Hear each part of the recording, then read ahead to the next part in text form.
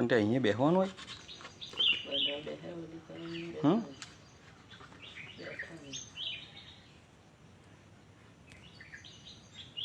એવું તો નહીં ચાલે ને. સારું બે તો શું કરું બોલ. તમે એવા કામ કરે સ્કૂલમાં.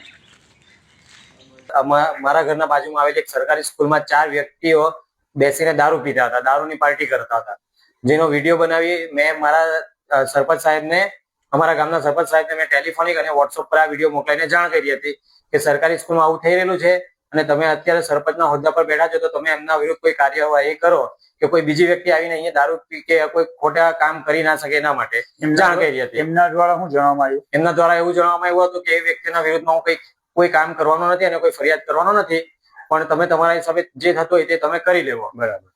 જે પણ ટોળું આવ્યું હતું એ અમારા જોડે હાથાપાઈ કરવા અને ગાળાગાળી કરતું હતું. મને મારા ફેમિલી જોડે મતલબ